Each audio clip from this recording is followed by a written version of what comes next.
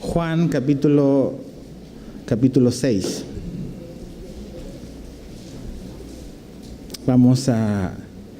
Esta mañana vamos a estudiar del verso 30 al verso 59. Es un capítulo bastante largo. Lo hemos ido dividiendo así por secciones que podamos como que abordar y comprender. Entonces hoy vamos a ver del verso 30 al verso 59 de Juan 6. Si estás ahí, vamos a leer del verso 30 al 33. Oramos y estudiamos. Verso 30. Dice, le dijeron entonces, ¿qué señal pues haces tú para que veamos y te creamos? ¿Qué obra haces? Nuestros padres comieron el maná en el desierto, como está escrito, pan del cielo les dio a comer. Y Jesús les dijo, de cierto os digo, no os dio Moisés el pan del cielo, mas mi Padre os da el verdadero pan del cielo. Porque el pan de Dios es aquel que descendió del cielo y da vida al mundo. Entonces, Señor, te pedimos que abras nuestro entendimiento, abras nuestro corazón, que podamos ver y comprender y ser impactados por esta verdad. Que tú fuiste aquel que descendió del cielo para darnos el alimento, el sustento y la vida eterna que solamente podemos encontrar en ti. Entonces, revélate a nuestro corazón y háblanos esta mañana. En el nombre de Jesús. Amén. ¿Se han fijado que la comida es algo muy importante para todos? A la mayoría, y el que dice no dudo seriamente que lo diga en serio, pero a la mayoría de nosotros nos gusta comer. Y precisamente estas épocas de fin de año tenemos bastantes problemas porque comemos bastante en esta época que acaba de terminar de fin de año. Pero la comida es algo muy, muy importante. Importa en general, en todas las culturas, la comida ha sido algo que ha sido parte como que central de la civilización. Ahora, si se fijan, muchas cosas giran alrededor de la comida. Hay libros de receta. A lo mejor tienes recetas que escribió tu mamá o tu abuelita en algún libro por ahí.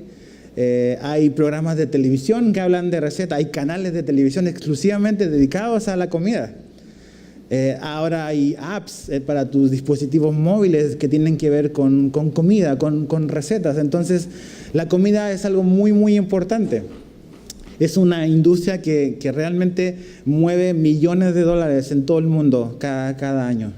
¿Por qué? Porque nos gusta comer, porque la comida es algo que disfrutamos, algo que también nos permite disfrutar de la amistad, del compañerismo con otras personas. A veces cuando veo programas de televisión de recetas, termino deprimido porque me doy cuenta que no sé nada. Entonces, no sé si es bueno o malo ver esos programas, pero hay de todo y nos ayudan y puedes como que ir mejorando, puedes ir sorprendiendo a tu familia cuando vas aprendiendo. Ahora, aquí Jesús va a hablar del alimento y va a utilizar lo que Él hizo el día anterior en este momento, cuando Él alimenta a la multitud, como una especie de trampolín para hablar de algo y revelar una verdad sobre Él. ¿Qué era lo que había pasado? Jesús había multiplicado unos panes y unos peces y había alimentado a 5,000 hombres, sin contar mujeres y niños. O sea, una multitud mínimo de unos 10,000 o 12,000 personas. La gente realmente quedó impactada por eso, por tener comida, por haber recibido de parte de Jesús provisión para sus necesidades. Y Jesús se les pierde y al día siguiente cuando amanece ellos ven que Jesús ya no está y salen en busca de Jesús. Y Jesús cuando les ve venir y cuando ellos le preguntan, o sea, ¿cuándo llegaste acá? Jesús no responde a esa pregunta, sino les dice, ustedes me andan buscando solamente porque quieren más comida, porque yo les di pan. Y ahí Jesús les pone y les revela y les muestra realmente cuál era la intención y la motivación por la cual ellos estaban siguiendo a Jesús. Y la semana pasada hablamos de eso, de que Jesús pareciera que cada vez que el grupo aumentaba, Él hacía o decía algo para desanimarlos y que retrocedieran o que más bien reconsideraran la razón por la cual están siguiendo a Jesús. Y eso es muy cierto. Jesús nos invita a todos a seguirle. Es su invitación, ven, sígueme, siempre es la misma. Pero Jesús no está interesado a que tú y yo le sigamos por el motivo equivocado. Y necesitamos examinar nuestro corazón para ver realmente por qué le estamos siguiendo. Ahora, Juan, el discípulo, el que escribe este evangelio, es bien interesante porque él, hasta la muerte de Jesús, él habla de 7 señales. Su evangelio, desde el ministerio, desde que comienza el ministerio de Jesús hasta que el ministerio de Jesús termina en la cruz, él habla de 7 señales, de 7 milagros. Y también él habla de 7 yo sois que Jesús hace, 7 afirmaciones sobre sí mismo que él da. Va a ser la primera de las 7 que Jesús da. Juan las menciona, pero es interesante porque para Juan, a diferencia de los otros evangelios, Juan menciona las señales que son estos milagros que Jesús hace, pero Juan no se detiene tanto en lo espectacular del milagro. Él dedica más tiempo no a la señal, sino al sermón que viene después de la señal. Un milagro de Jesús, o una señal como Juan, la palabra que él usa, nos sirve para conocer el poder de Jesús. Pero un sermón de Jesús nos sirve para conocer a Jesús, para conocer quién es Él, conocer su carácter, conocer las cosas que le agradan, las cosas que le desagradan. Y por eso Juan no se queda nada más con lo espectacular del milagro, sino él pasa y relata grandes pedazos de los sermones que Jesús da después de cada señal. Porque eso es realmente lo más importante. No es el milagro, que sí importa, sí ocupa un lugar, pero lo más importante para Juan, y creo que para nosotros, es ver lo que Jesús quiso decir o lo que Él nos quiere comunicar a través de ese milagro que Él hace. Y eso es lo que ha ocurrido acá. Jesús hizo un milagro, multiplicó los panes y los peces, y Jesús va a hablar y va a usar eso como una plataforma para hablarnos y revelarnos un aspecto de quién Él es. Entonces, fíjate en el verso 30, donde nos quedamos la semana pasada. Esto es toda una historia que va así fluyendo, ¿no? No hay pausa aquí. Jesús les había dicho que la obra que Dios quería que ellos hicieran era básicamente que creyeran en el que había sido enviado, que es Jesús. ¿Y qué es lo que responde la multitud? Verso 30. Le dijeron entonces, ¿qué señal pues haces tú para que veamos y te creamos? Y tú podrías decir, ¿de verdad? O sea, ¿neta? O sea, ¿qué es lo que acaba de pasar el día anterior? ¿Ya se les olvidó o ya digirieron la comida, obviamente? Pero están pidiendo por una nueva señal. Le dice, ¿qué señal haces? La multitud a lo largo de esta conversación que tiene con Jesús le hace varias preguntas. Ya le dijo cuándo llegaste acá, le dice cuál es la obra que Dios quiere que hagamos. Aquí le dice, ¿qué señal haces tú? Y lo que esto nos revela es muchas veces lo que pasa con nosotros, es que para esta multitud la señal que Jesús había hecho, la multiplicación de los panes y los peces, fue insuficiente. Fue insuficiente. Realmente ellos estaban queriendo algo más nuevo. Y algo que tenemos que entender, y cuando ves la vida de Jesús, y ya lo vimos mencionado en los primeros capítulos de Juan, realmente una fe que está basada en señales es una fe súper débil. Es una fe cuestionable. Muchas veces pensamos de que lo que la gente necesita es señales para creer. Jesús hizo muchas señales y la gente siguió sin creer. Entonces, una fe que está puesta simplemente en señales es una fe que se puede poner en tela de juicio, si realmente es genuina o no. Las señales no producen fe por sí solas. Entonces, si yo estoy siempre pidiendo algo más, algo nuevo, así va a ser toda mi vida. Así era esta gente. Jesús hacía algo que mostraba su poder, su capacidad, con algo sobrenatural, con algo extraordinario, y la gente luego estaba pidiendo más cosas para creer. Y si tú y yo dependemos de lo nuevo y novedoso y lo espectacular que Dios tiene que hacer cada día, así nos la vamos a llevar y siempre vamos a estar pidiendo algo. Es algo como que no estamos satisfechos. Y así era esta multitud. simplemente buscando algo nuevo, algo espectacular, algo sensacional, sensacionalismo espiritual. Quieren ver algo extraordinario nuevo cada día. Y Jesús los confronta. Y cuando ellos dicen, a ver, ¿qué señal haces? No es tanto de que ellos quizás no se dan cuenta o se les olvidó lo que Jesús había hecho el día anterior, sino que en su mente, por lo que Jesús les dice después, en su mente, el milagro de Jesús era un milagro que no era tan espectacular aparentemente. Porque cuando ellos empiezan a decirle de eso, ellos dicen pues que Moisés nos dio pan en el desierto. Y en la mente de esta gente es que realmente para ellos Jesús era inferior a Moisés o Moisés era superior a Jesús. Porque lo que había hecho Jesús básicamente era con un par de panes y un par de peces, algo que ya existía, Jesús simplemente había multiplicado. Pero Moisés había hecho descender pan de la nada, del cielo. Y no solamente lo había hecho un día como Jesús, sino que lo hizo durante 40 años.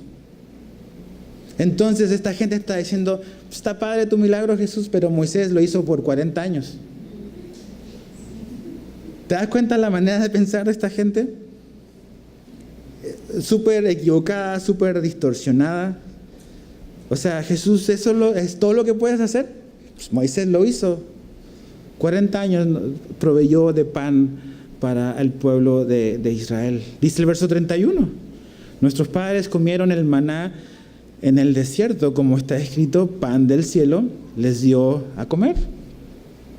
Realmente Jesús, estamos agradecidos, pero necesitas una señal más contundente para que nosotros quizás comencemos o consideremos quizás creer en ti. Y lo que ellos estaban revelando realmente a través de esta insinuación o este comentario es que ellos realmente no comprendían nada de lo que había ocurrido en el Antiguo Testamento. Fíjate la respuesta de Jesús. La pregunta fue, ¿qué señal haces? ¿Qué respondió Jesús? Verso 33. Porque el pan de Dios, verso 32. De cierto digo, no os dio Moisés el pan del cielo, mas mi Padre os da el verdadero pan del cielo. Le dice, gente, el proveedor no fue Moisés, el proveedor fue Dios. Él fue el proveedor esos 40 años. Y Moisés lo que hizo, lo que Dios hizo a través de Moisés es que básicamente ese maná proveyó de alimento, pero ese maná no proveyó de vida, simplemente proveyó comida. Pero el proveedor no fue Moisés, el proveedor fue Dios. Y eso es algo que también tenemos que pensar. Muchas veces decimos, no, yo tengo que chambear duro, y sí hay que chambear duro. Yo soy el proveedor de la casa, y ahí es donde te equivocas. El proveedor de tu casa no eres tú, el proveedor de tu casa es Dios. Y Dios provee a través de tu trabajo. Pero el que provee es Dios. Si tú piensas de que tú eres el proveedor, tienes la misma mentalidad de esta gente. Están equivocados. Entonces, el verdadero proveedor de todas las cosas siempre es Dios. Y usa personas, nos usa a nosotros, usa un trabajo, usa medios a través de los cuales Él canaliza la manera en la cual quiere sostenernos y quiere proveernos. Pero otra vez, aquí Jesús le dice, ok, verso 33, porque el pan de Dios es aquel que descendió del cielo y da vida al mundo. Moisés y Dios a través de Moisés simplemente le dio el sustento por 40 años de este pan que era difícil de describir. De hecho, ¿sabes lo que significa la palabra maná? La palabra maná quiere decir, ¿qué es esto? Eso significa maná. ¿Qué es esto? Porque lo vieron y dijeron, ¿qué es esto? Era difícil explicarlo y entenderlo. Y es lo mismo que hacen con Jesús. Él es el maná del cielo y dicen, ¿quién es este? No entienden. No alcanzan a ver. Y sabes que el único que da vida aquí, comienza Jesús a introducir el tema o a hacer la transición de algo material como el pan a algo espiritual. Él dice que Él es el pan que descendió desde el cielo, el pan verdadero. El pan verdadero. Y Jesús va a usar esta como metáfora de algo material, de algo tangible, para mostrarnos una cualidad de Él. Este pan de vida. Esa palabra vida tan importante que Juan ocupa a lo largo de su evangelio. ¿Se acuerdan? La semana pasada hablamos de que la palabra vida se puede tomar de la palabra bios, de donde viene biología, que tiene que ver con la vida material, la vida que comienza en tu concepción hasta el día de tu muerte. Pero la vida que la Biblia habla, la vida de la cual Jesús habla en el Evangelio de Juan, es la palabra zoé, que quiere decir esa vida que es eterna, esa vida que es espiritual, que tiene que ver con la trascendencia más allá del plano físico. Y esa es la vida a la cual Jesús vino a dar, que vino a mostrarnos. Y Jesús es el único que la puede ofrecer. El pan de Moisés, el que a través de Moisés Dios hizo descender, simplemente cumplía una función temporal. Pero el pan que es Jesús cumple una función de ahora, pero también una función eterna. Es vida. Imagínate, o sea, piensa un poco en el pueblo de Israel. 40 años comiendo ese pan. Tendrían que haber sido bastante creativos para preparar ese pan de manera diferente por 40 años. Pero Dios los sostuvo y les dio lo que ellos necesitaban.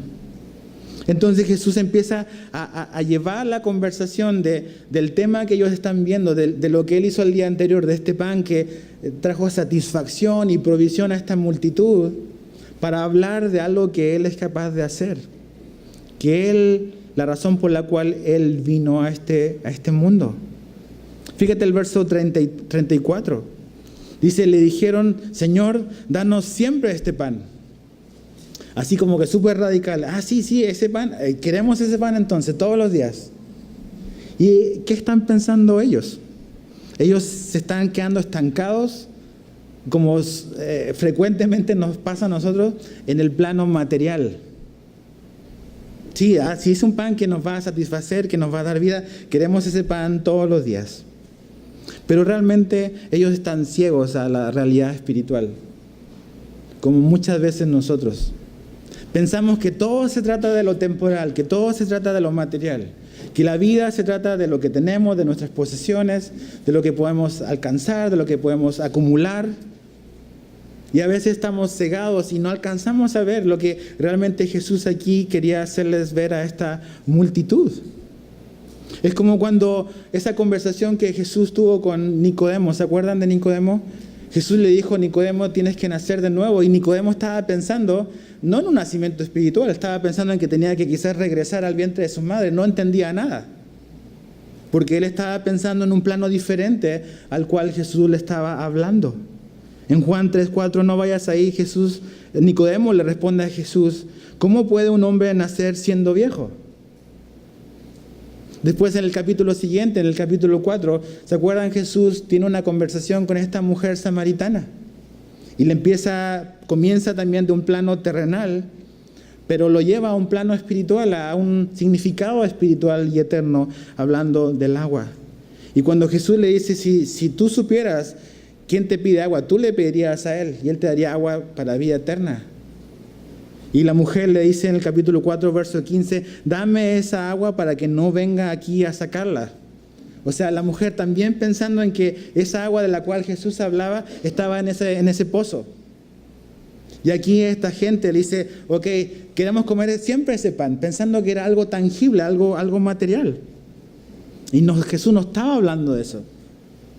Estaba hablando de algo que va a traer vida, que va a traer satisfacción profunda al alma, al espíritu del hombre.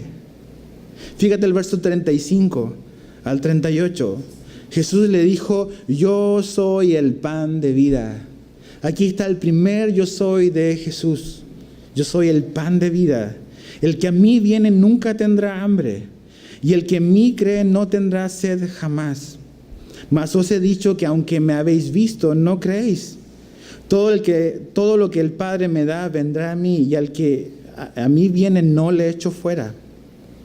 Porque he descendido del cielo, no para hacer mi voluntad, sino la voluntad del que me envió. Aquí Jesús se revela como el pan de vida. Y sabes que todos, absolutamente todos, cada uno de nosotros tenemos hambre y sed espiritual. Todos tenemos eso. Y esa sed y esa hambre espiritual nunca va a poder ser saciada por nada material. Nada. Absolutamente nada. ¿Qué es lo que hacemos nosotros? Buscamos satisfacción en las cosas materiales, en los logros de esta vida. Y sí pueden traer un placer temporal, pero al tiempo otra vez volvemos a tener hambre, volvemos a tener sed. Porque Jesús nos creó con una necesidad que solamente Él puede suplir. Hay algo que tú y yo necesitamos que no se compra en cualquier tienda. Solamente lo tiene Jesús. Él nos creó dependientes de Él. Para venir a Él, para encontrar lo que necesitamos en Él. Pero tú y yo buscamos la satisfacción en cosas temporales. El mensaje de la semana pasada, los versículos previos, Jesús ponía y como que rectificaba cuál debía ser la prioridad de la gente. Y decíamos de que Jesús nos muestra en los evangelios de que Él sabe de lo cual tú y yo tenemos necesidad. Él sabe que necesitamos comida, Él sabe que necesitamos ropa. Él sabe esas cosas. Pero Él le habla a la multitud y siempre le hablaba a la gente de que ese anhelo o esa necesidad no debía ser la razón o la causa de nuestra vida, correr tras esas cosas. Porque esas cosas no tienen la capacidad para satisfacernos y para llenarnos. Jesús nos dice que realmente las cosas espirituales son las que deben ser una prioridad en nuestra vida. No lo material, no lo terrenal. Que si nosotros nos esforzamos, no en ganar nuestra salvación, sino que nosotros nos esforzamos en perseverar en las cosas espirituales, Él va a ser fiel en proveer lo que nos hace falta. Por eso no debemos y no tenemos por qué estar afanados por las cosas materiales. Pero es ahí donde muchas veces andamos buscando la satisfacción. Y cuando obtienes lo que quieres y dices, ya lo logré, va a pasar un poco de tiempo, o no mucho tiempo, y vas a volver a tener una necesidad y vas a volver a correr la carrera otra vez, para tratar de apagar esa hambre, de satisfacer esa hambre, de aplacar esa sed. Porque estamos buscando algo que necesitamos en el lugar equivocado. En el lugar equivocado. Mira, acompáñame al libro de Eclesiastés. Capítulo 2. Deja ahí tu Biblia marcada en Juan 6, pero vamos a Eclesiastés 2. Este libro fue escrito, ¿se acuerdan por quién? ¿Por quién? Por Salomón. No, con confianza, Salomón, ¿ok? Así es, Salomón, así por si estoy equivocado. Entonces, Salomón escribe este libro y lo escribe en la parte final de su vida. Todos nos acordamos del Salomón que le pide sabiduría a Dios y todo eso. Pero el error con Salomón es que él no aplicó en su propia vida todo el consejo que él le dio a otros. Y ves que su vida él terminó de una manera bastante diferente a cómo él comienza la vida. O cómo comienza su reinado. Entonces fíjate lo que Salomón nos dice en Eclesiastés 2, del verso 1 al 11, lo vamos a leer. Dice, dije yo en mi corazón, ven ahora, te probaré con alegría y gozarás de bienes. Mas he aquí, esto también era vanidad. A la risa dije, enloqueces, y al placer, ¿de qué sirve esto? Propuse en mi corazón agasajar mi carne con vino y que anduviese mi corazón en sabiduría.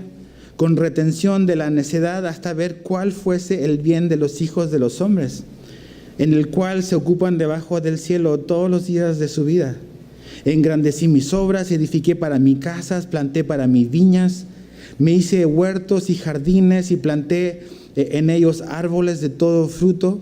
Me hice estanques de aguas para regar de ellos el bosque donde crecían los árboles. Compré siervos y siervas y tuve siervos nacidos en casa. También tuve posesión grande de vacas y de ovejas, más que todos los que fueron antes de mí en Jerusalén. Me amontoné también plata y oro y tesoros preciados de reyes de provincias. Me hice de cantores y cantoras de los deleites de los hijos de los hombres y de toda clase de instrumento de música. Y fui engrandecido y aumentado más que todos los que fueron antes de mí en Jerusalén. A más de esto conservé conmigo mi sabiduría. Fíjate, no negué a mis ojos ninguna cosa que desearan. Ok, cuando tú piensas, lo que me va a hacer feliz es obtener lo que yo deseo. Piensa en las palabras de Salomón, por favor. Este no es un novato que está comenzando su vida y que quiere ahí como un chamaco probando qué es lo mejor. Este es un hombre que llega al final de su vida, donde él dice, yo dije, no voy a negarme a ningún deseo que se me da la gana. No negué a mis ojos ninguna cosa que desearan, ni aparté mi corazón de placer alguno. Dice, porque mi corazón gozó de todo mi trabajo y esta fue mi parte de toda mi faena. Y fíjate, miré yo luego, pasó un tiempo, todas las obras que habían hecho mis manos y el trabajo que tomé para hacerlas, y aquí todo era vanidad y aflicción de espíritu y sin provecho debajo del sol. Una manera en la que algunos se refieren a la palabra vanidad es como perseguir el viento o perseguir una burbuja. ¿Te acuerdas? ¿Has visto los niños cuando hacen las burbujas y van? ¿Qué es lo que van? Corriendo detrás de las burbujas. ¿A qué? A tocarlas. Y cuando lo alcanzas y lo tocas, ¿qué pasa con la burbuja? Se desaparece.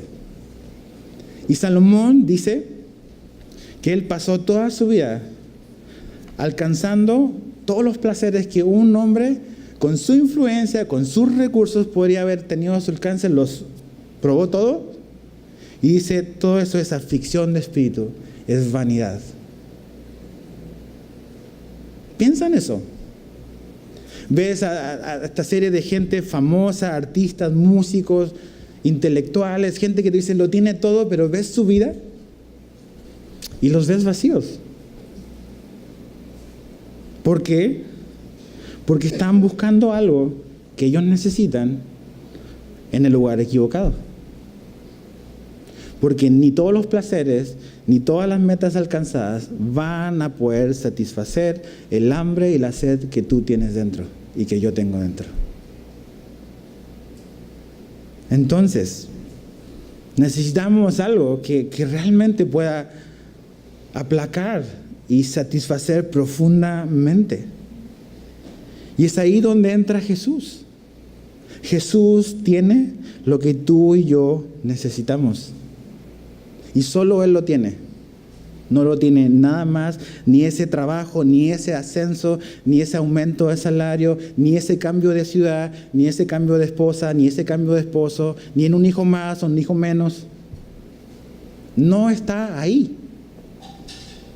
¿Qué vas a hacer? ¿En qué estás gastando tu vida? Jesús no quiere eso para ti. No quiere que desperdicies tu vida para llegar al final de tu vida y llegar a la misma conclusión que ha llegado Salomón. Un hombre inteligentísimo, brillante, pero necio en su corazón también.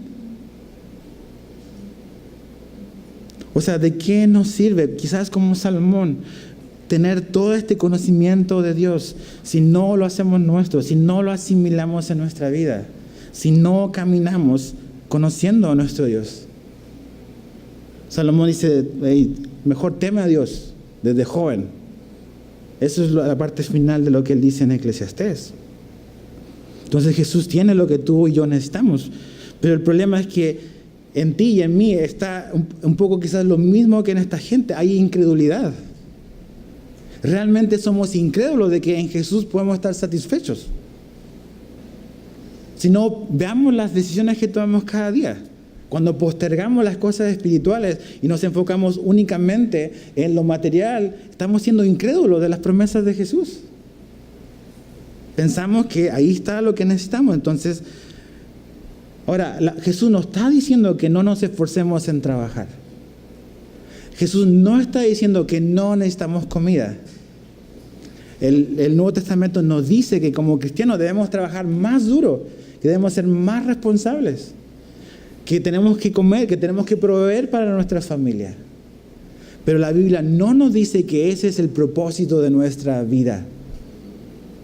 No debe ser la prioridad de nuestra vida.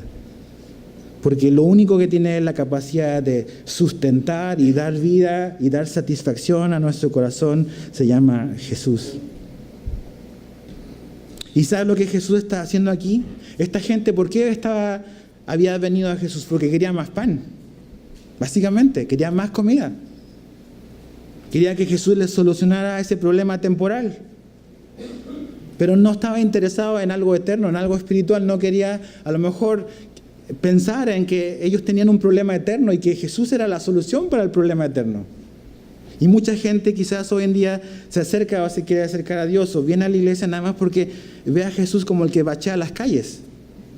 Nada más tengo un problemita por acá que de repente me hace ponchar una llanta, entonces vamos a aparejar eso y ya, y se acabó el problema y puedo seguir manejando yo mi vida.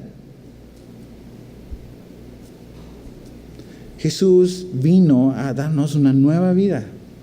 Vino a solucionar el problema eterno que teníamos con Dios. Y vino a traer una profunda satisfacción a nuestra alma. Y Jesús aquí está intercambiándose Él mismo por estos panes y estos peces. Le dice, muchachos, hoy no hay panes y peces, hoy estoy yo. ¿Es suficiente para ustedes? Si Jesús te dice, ¿sabes qué? No te voy a dar lo que tú quieres, pero yo me doy a ti mismo, a mí mismo a ti. ¿Es suficiente eso para ti? Ponte a pensar eso. ¿Cómo se llama eso cuando te cambian una cosa? Es una palabra muy mexicana. Eso. ¿Cómo más fuerte? Eso. Ahí está. Nunca lo he podido decir, perdón. Si Jesús lo que tú quieres, por Él mismo, ¿te quejas de eso? No, es que yo quería lo otro. No, Jesús, yo me doy. O sea, me tienes a mí. Si Jesús se ofrece a sí mismo en lugar de lo que andas buscando, ¿va a ser satisfactorio eso para ti o no? Ahora, fíjate lo que Jesús les dice aquí. Habla de unas verdades bien, bien profundas. Verso 37. Todo lo que el Padre me da, vendrá a mí. Y el que a mí viene, no le echo fuera. Porque he descendido del cielo no para hacer mi voluntad, sino la voluntad del que me envió. Y esta es la voluntad del Padre, el que me envió, que todo lo que me diere no pierda yo nada. Venir a Jesús. Ok, la pregunta es, ¿cómo venimos a Jesús? Aquí Jesús nos muestra y menciona dos verdades bien profundas y que por siglos los cristianos no nos hemos puesto de acuerdo, que es la elección o la responsabilidad humana. Porque aquí Jesús dice, el verso 37, todo lo que el Padre me da vendrá a mí. Entonces todo el que viene a Jesús es porque el Padre lo ha mandado y porque el Padre lo ha elegido. En la Biblia es innegable, es incuestionable el tema de la elección de Dios. Habla de la elección de Dios muy claramente en la Biblia, no lo podemos tapar. Y es ahí donde por siglos ha estado la pelea entre los calvinistas y los arminianos. de que no, que somos elegidos y no, que la responsabilidad humana. Y no se han puesto de acuerdo y no nos vamos a poner de acuerdo. Pero aquí Jesús habla de las dos cosas. Dice, ok, nadie que viene a mí por el Padre, yo le echo fuera. O sea, para venir a Jesús, el Padre me tiene que llevar. Me ha elegido. Y ¿sabes qué? Eso tenemos que pensarlo. Dios nos ha elegido. Y a veces queremos tratar de entender eso. Y quizás perdemos mucho tiempo en tratar de razonarlo, más bien disfrutarlo. De que ha sido elegido por Dios. Ahora, ¿cómo sabes si has sido elegido? Pues la pregunta es, ¿has ido tú a Jesús? Porque si vas a Jesús, es una comprobación de que has sido elegido. Entonces es la elección de Dios, pero también es la responsabilidad humana. Porque fíjate, otra vez vamos a leer el verso 37. Todo aquel que el Padre me da, vendrá a mí. Y al que a mí viene, no le echo fuera. Y en el original habla, a cualquiera que viene a mí, no le echo fuera. O al que desea venir a mí, no le echo fuera. Entonces está la elección de Dios, pero también está la responsabilidad del hombre. ¿Cómo eso se junta? Es difícil entenderlo.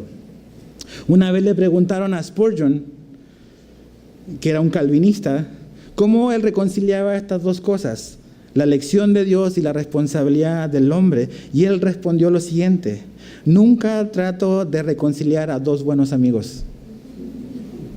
No es necesario, porque estas dos verdades no están peleadas entre sí. En nuestra mente es difícil de captarlo, pero en la Biblia están las dos verdades, que hemos sido elegidos por Dios, pero también hemos sido llamados a responder a Dios, y que la salvación es una posibilidad que está abierta para todos. Todo aquel que en Él cree, no dice algunos, la salvación es para todos. Jesús murió por todo el mundo. De hecho, el maná era la provisión de Dios para Israel, pero Jesús es la provisión de Dios para todo el mundo, para todo aquel que en Él crea. Primera Timoteo 2:4 dice, el cual quiere que todos los hombres sean salvos y vengan al pleno conocimiento de la verdad. Ahí está la voluntad de Dios, que todos crean, que todos vengan al pleno conocimiento de la verdad. Primera Timoteo 2:4, segunda de Pedro 3:9. El Señor no tarda en cumplir su promesa, según algunos entienden la tardanza, sino que es paciente para con vosotros, no queriendo que nadie perezca, sino que todos vengan al arrepentimiento. Ese es el corazón de Dios. ¿Significa esto de que todo el mundo va a ser salvo? No. Pero significa que el deseo de Dios es que todos quieran ser salvos y que la salvación está abierta para todo el mundo. Pero tú necesitas creer. Yo necesito creer. Y si tú vienes a Jesús es porque Dios te ha atraído a Él. Nadie andaba buscando a Dios. Eso es lo que Pablo dice en Romanos. Él nos atrae a Él. Jesús no estaba perdido. O sea, el póster de Jesús no está en los supermercados, se busca, como si estuviera extraviado. Tú y yo éramos los perdidos, no Él. Nosotros abandonamos a Dios en el Edén, no Él a nosotros. Nosotros nos perdimos. Y Él salió a buscarnos a nosotros, no nosotros a Él. Pero su provisión, la vida que Él nos da, es algo que tú y yo debemos de creer. Esa palabra que Juan menciona casi 100 veces en su evangelio, creer. Creer. Fíjate el verso 39 al 40, y esta es la voluntad del Padre, el que me envió, que todos los que me diere yo no pierda yo nada, sino que lo resucite en el día postrero. Y esta es la voluntad del que me ha enviado, que todo aquel que vea al Hijo y cree en Él tenga vida eterna, y yo le resucitaré en el día postrero. La voluntad del Padre es que la seguridad del creyente. Dice, y esta es la voluntad del Padre, que todo lo que me diere no pierda yo nada. Entonces, cuando tú has creído en Jesús y esa fe es verdadera y es genuina y de verdad has nacido de nuevo, tú estás seguro en Jesús. No tienes por qué temer, porque Jesús cuida muy bien lo que le pertenece. Jesús no tiene un departamento de artículos perdidos. Todo lo que es de Él, Él lo mantiene, y Él lo cuida, y Él lo guarda, y Él lo sustenta. Entonces, si has creído en Él, tu eternidad está segura. Está segura. Muchas veces la gente dice, mira, ese iba a la iglesia y ya no está, perdió su salvación. Creo que una pregunta antes que si perdió o no su salvación es, ¿fue salvo alguna vez? Porque no toda la gente que viene a la iglesia es salva. Y eso debe de hacerte preguntarte, ¿tú eres salvo o no? ¿Has nacido de nuevo o no? Pero no podemos afirmar a la ligera, porque ya no viene significa que él perdió su salvación. O sea, en su vida, ¿hubieron frutos de salvación alguna vez? ¿Entendió lo que significaba ser creyente? ¿Hubieron frutos de arrepentimiento en su vida o no? Pero aquí Jesús nos dice que nuestra salvación está segura, porque Él cuida de lo suyo.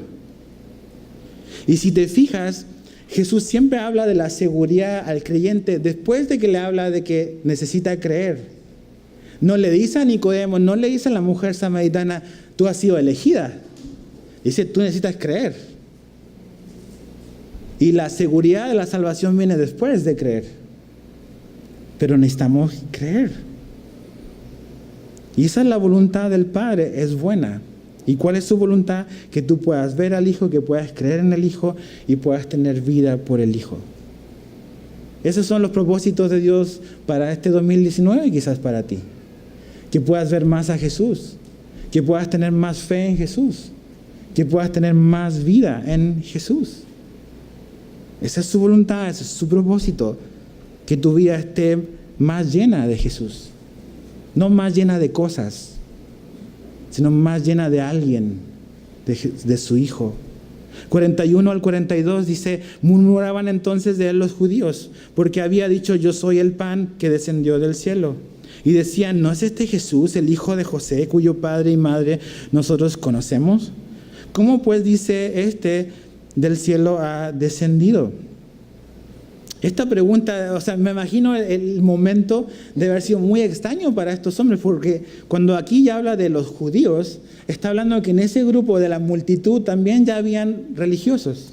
Juan habla y cada vez que aparece esa palabra, los judíos, se está refiriendo en este contexto a los líderes religiosos. Donde andaba Jesús aparecían estos así como que mágicamente, cuestionando, preguntando, poniendo en duda lo que Jesús decía, y no entendían lo que Jesús estaba diciendo. Decían, pero si este es hijo del carpintero, el de Nazaret. Y ellos al pensar así de Jesús, lo único que estaban revelando era su ignorancia de Jesús. Porque José no era el papá de Jesús.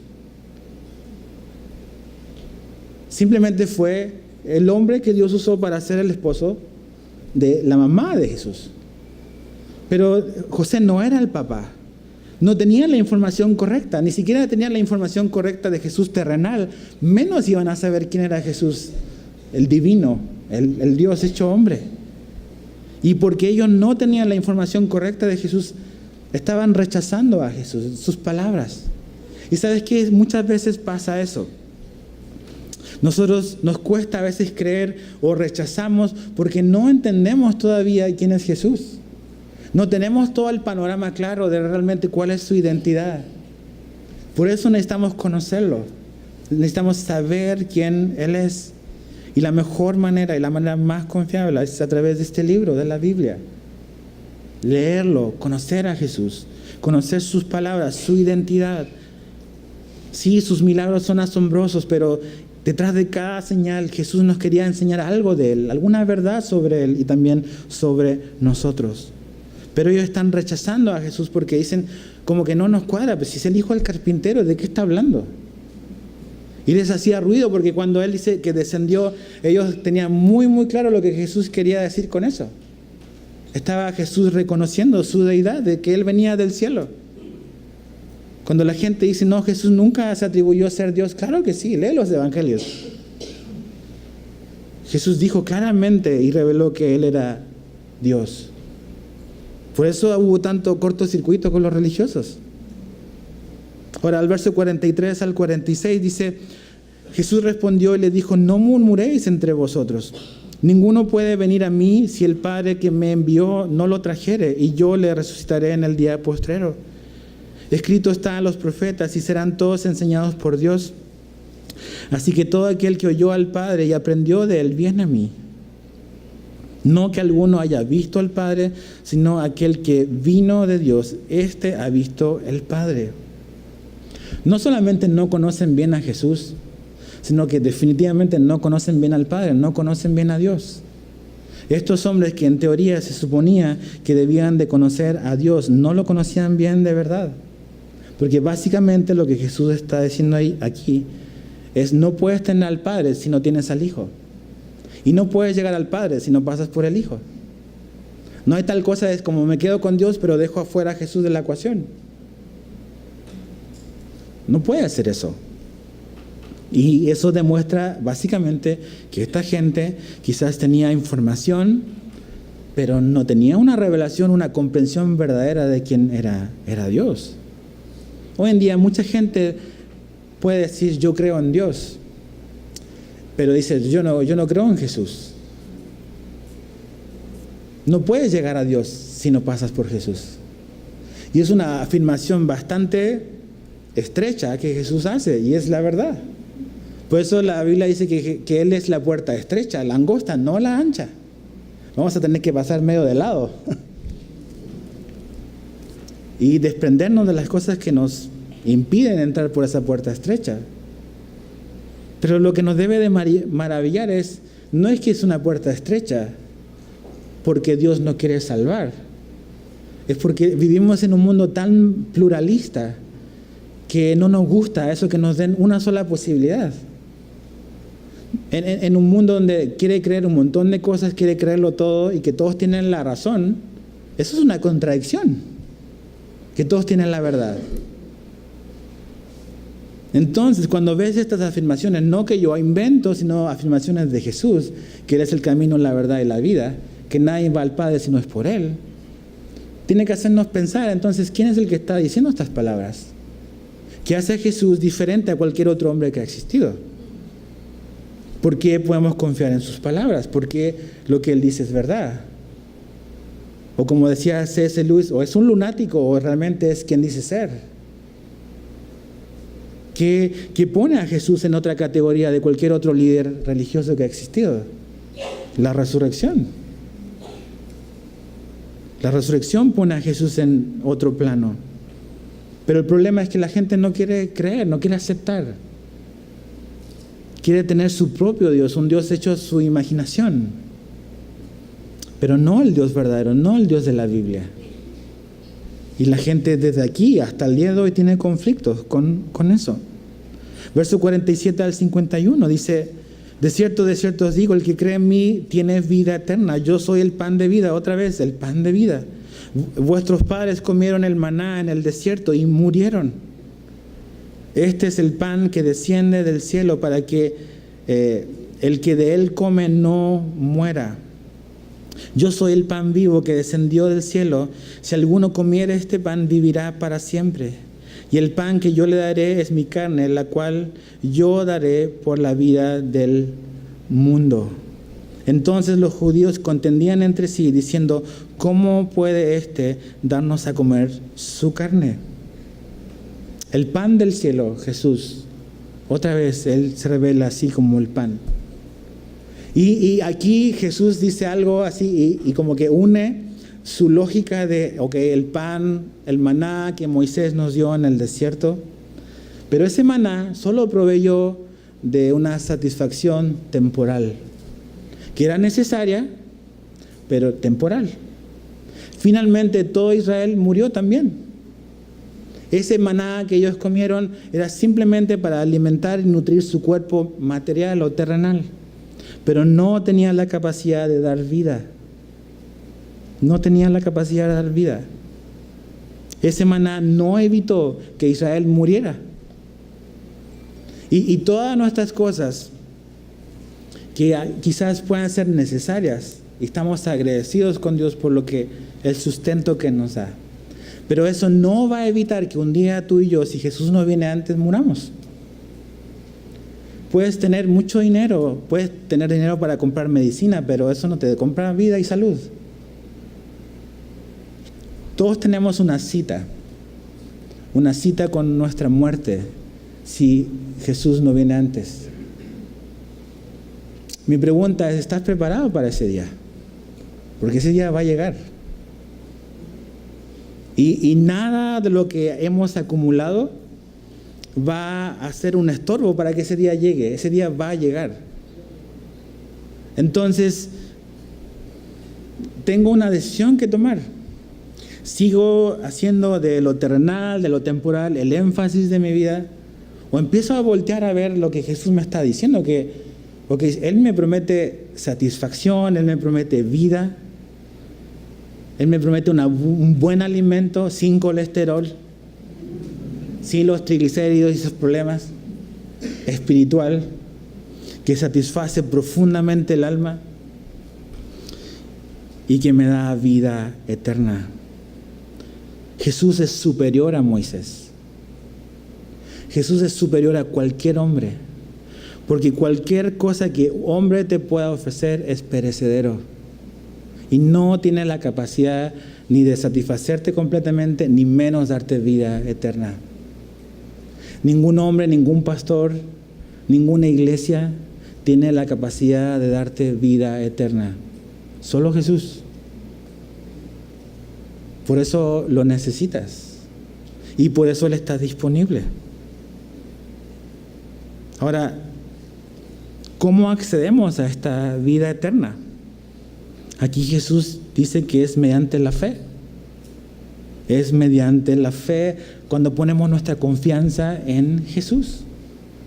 La semana pasada vimos, ¿cuáles son las buenas obras que tenemos que hacer?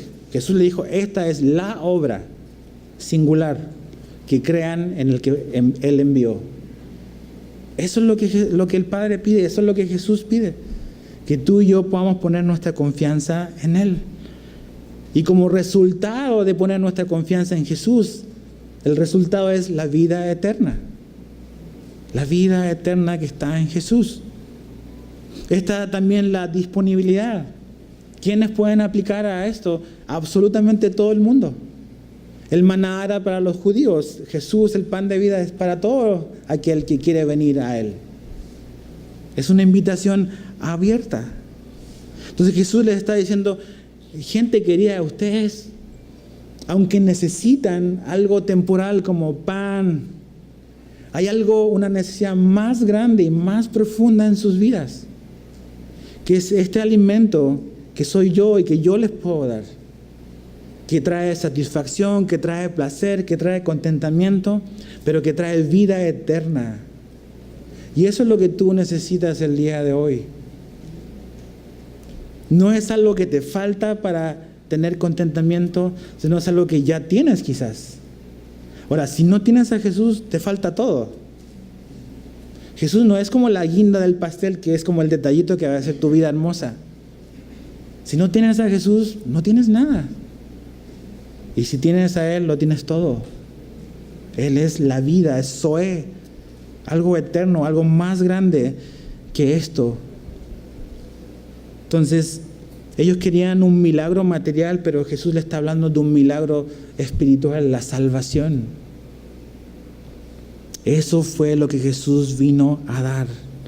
Verso 52 dice, yo soy el pan vivo entonces los judíos contendían entre sí diciendo, ¿cómo puede darnos de comer su carne? O sea, ¿es canibalismo esto? O sea, como que no entienden qué está diciendo Jesús. Verso 53 dice, Jesús le dijo, de cierto os digo, si no coméis la carne del Hijo del Hombre y bebéis su sangre, no tenéis vida en vosotros. El que come mi carne y bebe mi sangre tiene vida eterna, y yo le resucitaré en el día postrero, porque mi carne es verdadera comida y mi sangre es verdadera bebida. El que come mi carne y bebe mi sangre, en mí permanece y yo en él.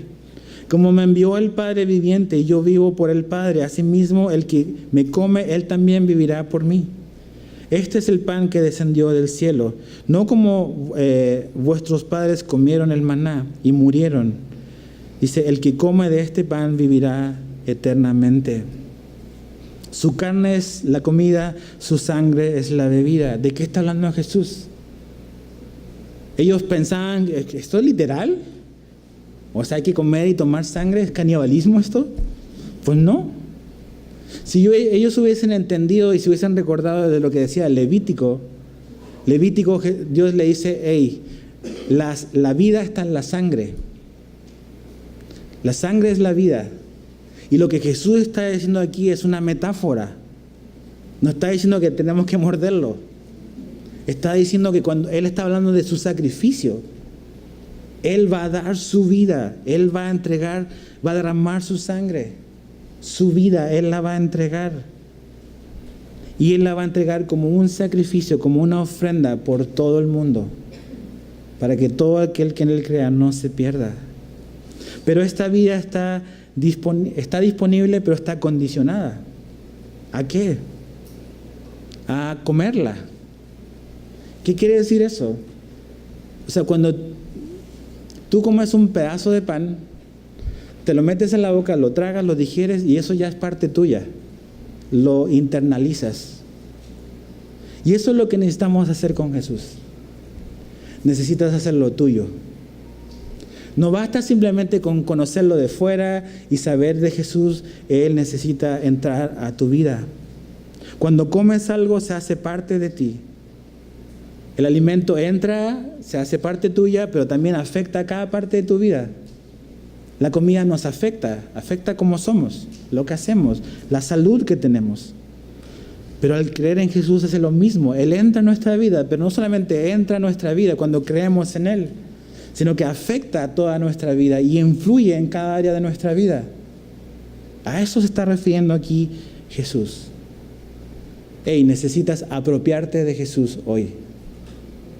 Necesitas hacer de Jesús, hacerlo tuyo. ¿Y cómo lo haces tuyo? Mediante la fe. Confiando en que Él es la provisión de Dios para darte vida.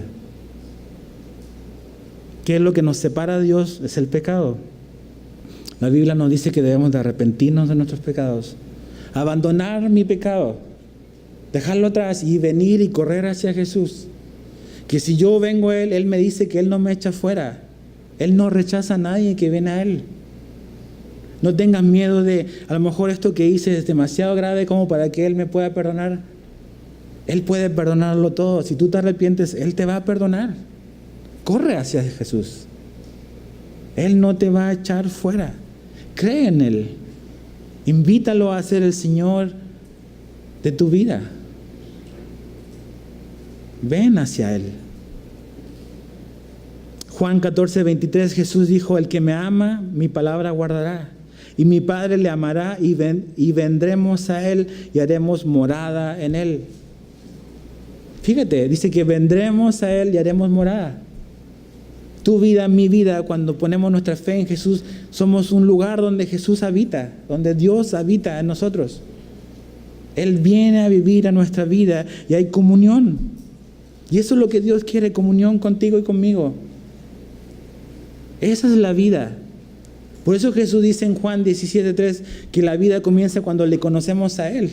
No cuando te mueres, sino cuando le conoces aquí. La vida Zoe, la plenitud, la vida espiritual, comienza a este lado de la eternidad. Pero mi pregunta para ti es, ¿has hecho esa decisión? ¿Has decidido abandonar tu pecado y venir a Jesús? ¿Le quieres conocer? ¿Estás dispuesto a creer en Él? ¿Por qué es necesario? Porque solo Jesús te puede dar vida. Solo Jesús puede satisfacer el hambre y la sed que tú tienes. ¿Qué vas a decidir? ¿Por qué Juan nos escribe todas estas cosas? Vamos al capítulo 20 y con esto terminamos. ¿Qué tiene Juan en mente al decirnos todas estas cosas de Jesús? Juan 20, verso 30 al 31. Dice, hizo además Jesús muchas otras señales en presencia de sus discípulos, las cuales no están escritas en este libro. Pero estas, como Jesús el pan de vida, estas se han escrito para que creáis que Jesús es el Cristo. Ese es el propósito. Y el resultado de eso, el Hijo de Dios, y para que creyendo tengáis vida en su nombre.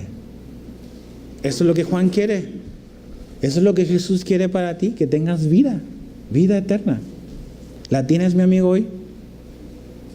¿Estás seguro de cuál es tu destino si hoy te toca partir? ¿Estás satisfecho hoy con la vida que tienes? ¿O estás batallando cada día por obtener algo más? Y por querer encontrar satisfacción y plenitud en algo más que crees que te hace falta. Piénsalo. La respuesta y la solución están más cerca de lo que imaginas. Más cerca.